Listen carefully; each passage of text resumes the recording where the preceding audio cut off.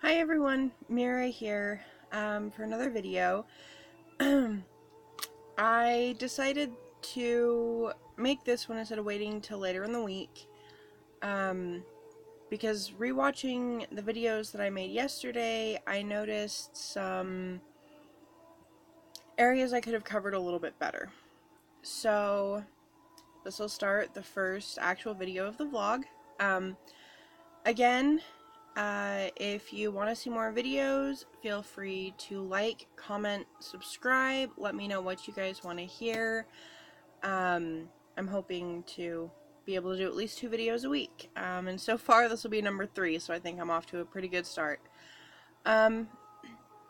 So I thought today that we could go over a little bit better what the difference is between BDSM and gore. There are some major differences that tend to get overlooked. Now, like I said yesterday, technically gore would fall under the BDSM canopy, but I really consider it its own lifestyle, honestly. And this is why.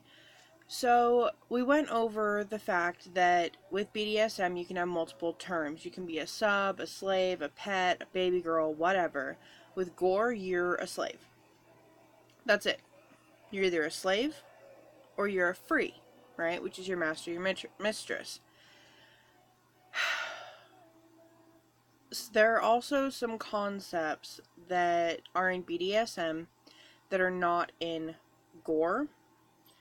And this is where things get a little tricky and where things have to be changed because, again, this is not the counter Earth. This is Earth. We have to adjust because no one really wants to go to jail for living a lifestyle. So, some of the differences are in BDSM, you will constantly hear the terms safe, sane, and consensual. Gore technically does not fit into the safe, sane, and consensual, which is why I say it's its own category. Within the books,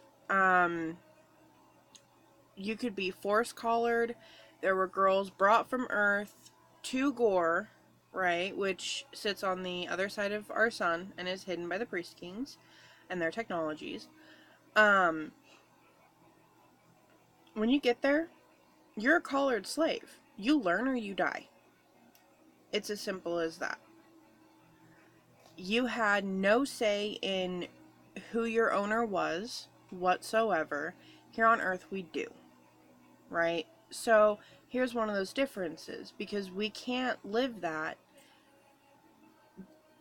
the way it's written in the books. So this is one of those things that has to be changed. Obviously, if my master was doing something that I felt was abusive or wrong, I could leave. I have that right as a human being to leave. Were this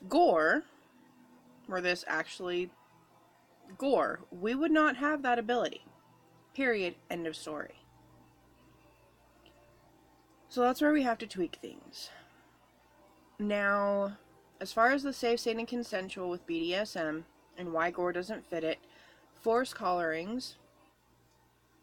Now, BDSM slaves can do this, and I have seen it done, where they go into a total power exchange, which is what gore is, the TPE. And when they sign their contract, when they're writing their contract with their new master or mistress, they will state in their, like, consensual non-consent, which means I'm consenting right now to let you do whatever you want to me later.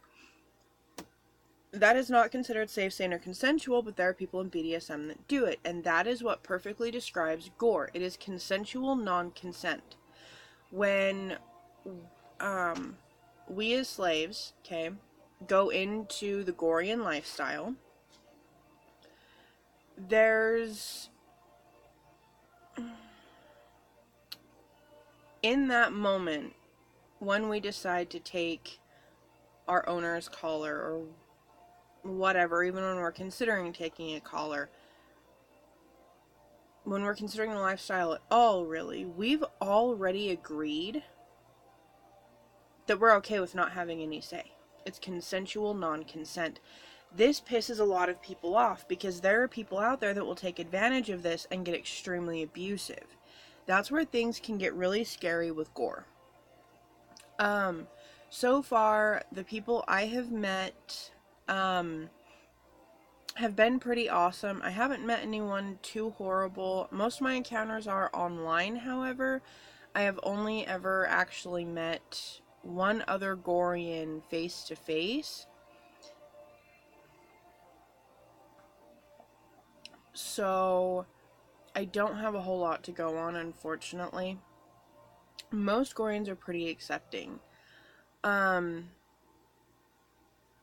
One of the other things that differs between BDSM and gore is in BDSM, generally it is your master and your master only, or mistress, or whatever.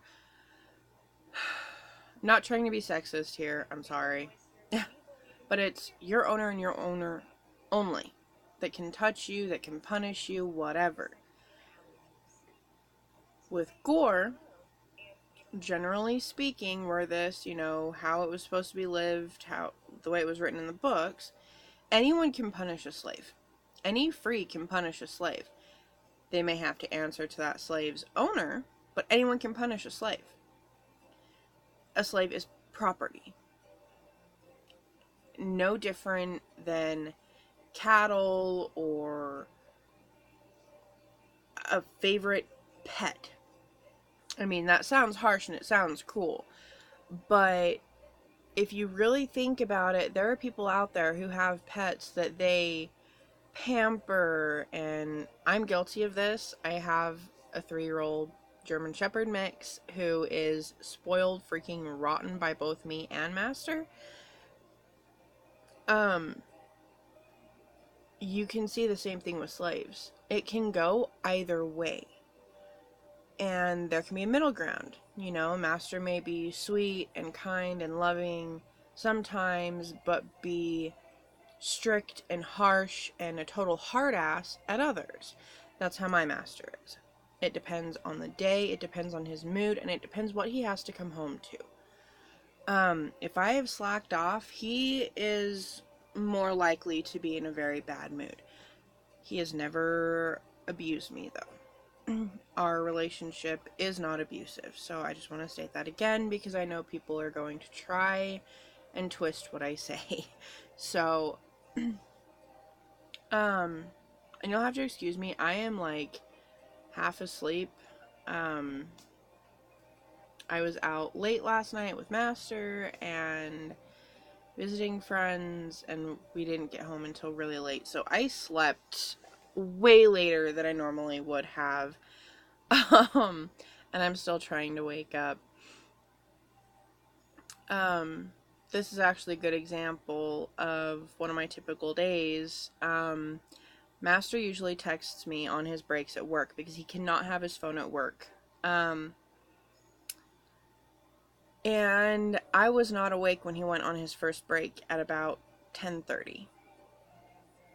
So when he goes on lunch in roughly 45 minutes, I'm gonna get, why did you sleep so late, blah blah blah. Most likely. He didn't try and wake me up this morning, so I might not be in that much trouble. That's another way that gore differs. And everyone trains their slaves differently and treats their slaves differently, so there's really not an overall generalization for this, but most Gorian slaves, I would say, are expected to take care of things at home. in their master's home, keeping it clean, keeping it tidy. Whereas with BDSM, the slave may still be, working in an outside job or whatever. There's stricter protocols, there's a stricter belief system in place. And actually, I have compared it in the past to being part of a very strict religion. There are some things that you just can't change. And how certain things are done would be one of them. With gore, it snow falling off my roof. Wow, okay. And I don't know how to edit videos, and I'm not redoing this whole thing, so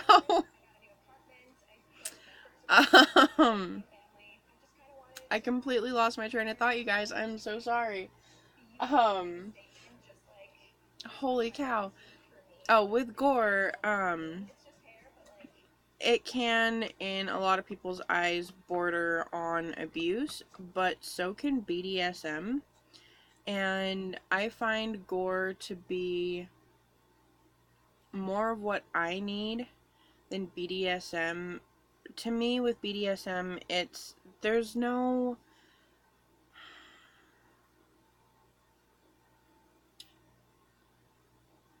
You never know really what to expect with BDSM. Let's put it bluntly. With gore, there's already this baseline, and everything you do is based off of this foundation. With gore, you read the books, you pretty much know what to expect. Again, because this is reality, it's not going to be the way it is on gore, but you get a general idea. People that go into gore don't do it just to beat on their slaves or because they want a sex toy that they can use whenever they want. Some might, I don't know, I haven't seen any like that, but I'm sure there are people out there. This lifestyle can be very rewarding. It can be very beautiful. Some of the simple rituals, like a slave serving her master, can be a beautiful thing, but people have this strong opinion that women who aren't in charge are weak, and that's really not true. It takes a lot of strength to submit. It takes a lot of trust. It takes a lot of self-discipline.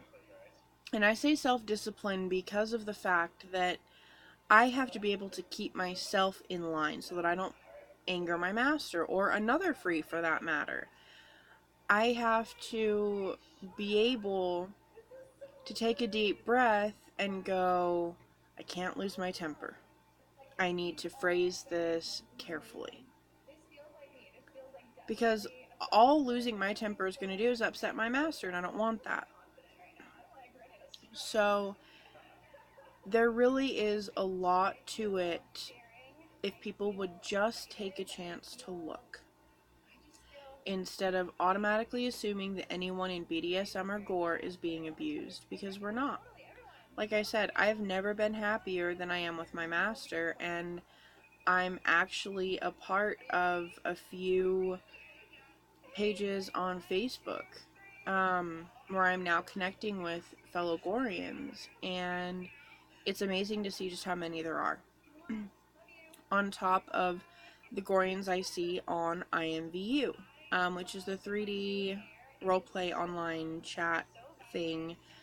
I haven't really been on the last few days, but for anyone who's wondering, I am Kiara Veilheart, and I am currently part of Shendy on IMVU.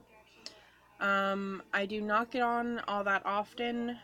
um, because I have other things to do, but um, I do still get on. I do still role play in gore. It's the only place I'm comfortable with. So if you are on IMVU and if you role play gore, you may know me, and that's great. Say, hey, I saw your video.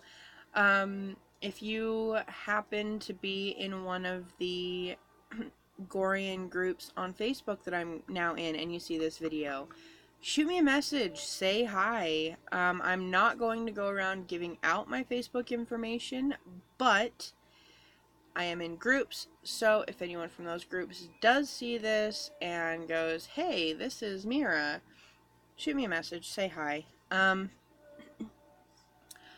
going to stop here for now. I will probably do another video or two before Christmas.